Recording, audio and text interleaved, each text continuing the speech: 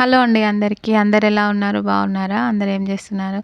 ఈ వీడియోలో అయితే పిల్లలు స్కూల్‌కి వెళ్ళిన తర్వాత ఇంట్లో నేనేమేం పనులు చేసుకుంటానో ఈ వీడియోలో అయితే షేర్ చేసుకోబోతున్నా. పిల్లలు స్కూల్‌కి వెళ్ళిన తర్వాత ఇలా ఉంటది ఇల్లంతా అంగడంగడి. ఎక్కడి వస్తువులు అక్కడనే ఉంటాయి. కిచెన్‌లో ఏ గిన్నె ఆ గిన్నె ఉంటది. ఇక కిచెన్ బండ మొత్తం నీట్‌గా ఎక్కడియి అక్కడ సర్దేసి నీట్‌గా అయితే తుడిచేసుకున్నా. ఇంకా పాలైతే స్టవ్ మీద పెట్టేసుకున్నా. ఇదంతా పిల్లలు వెళ్ళిన తర్వాతే చేసుకుంటా. ఎందుకంటే, మళ్ళీ ఏదో ఒకటి సర్దుతనే ఉంటారు గదా! వాళ్ళు వెళ్ళిన తర్వాతనే చేసుకుంటా. మార్నింగు ఇల్లు ఊడుస్తాను గానీ, కొంచెం నీట్‌గా అయితే ఊడవను. ఎక్కడియి అక్కడ ఉన్నప్పుడే ఊడ్చేస్తా. ఎందుకంటే, పాస్ మీద ఉంచొద్దు గదా! అట్లా ఇల్లుననేసి నేను అట్లా మీద మీద ఊడ్చేసి, పిల్లలు వెళ్ళిన తర్వాత నీట్‌గా ఊడ్చయితే తుడుచుకుంటాను. ఇక బెడ్‌రూమ్‌లో గూడా బెడ్‌షీట్‌లన్నీ మడత పెట్టి నీట్‌గా అయితే బెడ్‌షీట్ అయితే వేసేసాను. ఇక ఇల్లు ఊడవడం, తుడవడం అయితే అయిపోయింది. ఇక స్నానం జేసొచ్చాను. స్నానం జేసొచ్చి పూజ చేసుకోవాలి. మాకు ఇంటి ముందు మంచిగా ఎండ కొడతది. కొద్దిసేపు అట్లా ఎండలో నిలబడ్డాను ఒక 5 నిమిషాలు. ఇలా పిల్లలు వెళ్ళిన తర్వాతనే ఇల్లంతా నీట్‌గా చేసుకుంటే వాళ్ళొచ్చే వరకు మళ్ళీ అట్లనే ఉంటది ఇల్లు మొత్తము. ఇక గడప గడిగైతే పసుపు రాసి బియ్యం పిండితోనైతే ముగ్గేసి కుంకుమ బొట్లయితే పెట్టేసాను. ఇటొకటి అటొకటి ఫ్లవర్ గూడా పెట్టేసుకున్నా. ఇట్లా కడప పూదిచ్చినప్పుడైతే మంచిగా అనిపిస్తది గదా!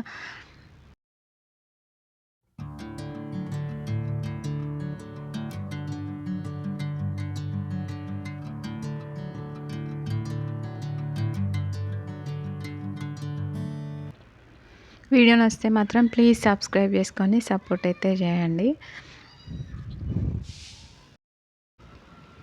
పిల్లలున్నప్పుడు ఇంత ప్రశాంతంగా పూజ చేసుకోలేము గదా! ఎందుకంటే వాళ్ళకు బాక్స్ టైం అయితాంది, బస్సొస్తది అనేసి ఆ ఫీలింగ్‌లోనే ఉంటాం. ప్రశాంతంగా పూజ అయితే చేసుకోలేము గదా! అయితే పిల్లలు వెళ్ళిన తర్వాతనే నేనైతే ఇట్లా పూజ అయితే చేసుకుంటా. అప్పుడు కొంచెం నిమ్మలంగా లేట్ అయినా గూడా ఏమనిపియదు గదా! ఇక ఈశాన్య మూలనైతే రాగి చెంబు పెట్టేసుకున్నా. ఇట్లా ఫ్లవర్స్ ఏసేసి చెంబులో ఇక్కడనైతే దీపారాధన చేసుకొని ఒక ఫ్లవర్ అయితే పెట్టేసి ప్రసాదం అయితే పెట్టేసిన. ఇవన్నీ రోజు ఉండే పనులే గదా ఆడవాళ్ళకైతే. ఇంకా పూజ అయిపోయినాక ఒక టీ అయితే పెట్టుకొని తాగేసిన. ప్రశాంతంగా ఇట్లా పాటలు పెట్టుకొని టీ తాగడం అంటే నాకు మస్తు ఇష్టం. ఇట్లా పాటలు పెట్టుకొని టీ తాగితే కొంచెం చేసిన పనంతా మర్చిపోతాం గదా! ఇక ఈవినింగ్ స్నాక్స్ కోసం అయితే మధ్యాహ్నమే ఇవన్నీ రెడీ చేసిన. కేక్ చేద్దామనేసి అయితే అనుకున్నా. ఇక కేక్ కోసం అయితే బ్యాటర్ రెడీ చేస్తున్నా. ఇప్పుడు ఒక కప్పు ఉప్మా రవ్వ ఉంటుంది గదా! బొంబాయి రవ్వ. ఆ రవ్వకి అరకప్పు గోధుమ పిండి, అరకప్పు చక్కెర, అరకప్పు బెల్లం, వేడి చేసి చల్లార్చిన పాలు, కొద్దిగా ఆయిలు, బేకింగ్ సోడా, వంట సోడా, ఒక స్పూన్ నెయ్యి వేసి బాగా మిక్సీ పట్టుకోవాలి మెత్తగా. దీంట్లో బనానా ఉంటే వేస్తే గూడా బావుంటుంది టేస్టు. బ్యాటర్ అయితే ఇలా ఉండాలి. బాగా థిక్‌గా ఉండొద్దు, బాగా పలచగా ఉండొద్దు.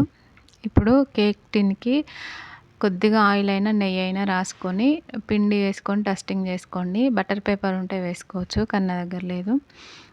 ఇలా నెయ్యి అయినా, ఆయిల్ అయినా వేసుకొని పిండి జల్లి ఇట్లా డస్టింగ్ మిగిలిన పిండినంతా తీసేసుకోవాలి. ఇలా రోజు ఏదో ఒక స్నాక్ అయితే కంపల్సరీ ఉండాలి. ఎందుకంటే రాగానే అన్నం తినరు. ఏదో ఒకటైతే చేసి పెట్టాలి.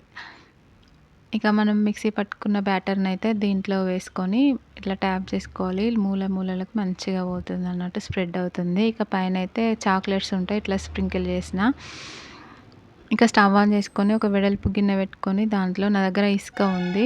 ఉప్పైనా వేసుకోవచ్చు, ఇసుకైనా వేసుకోవచ్చు. ఇసుక వేసుకొని ఒక 10 నిమిషాలు అట్లా ప్రీ హీట్ పెట్టేసిన.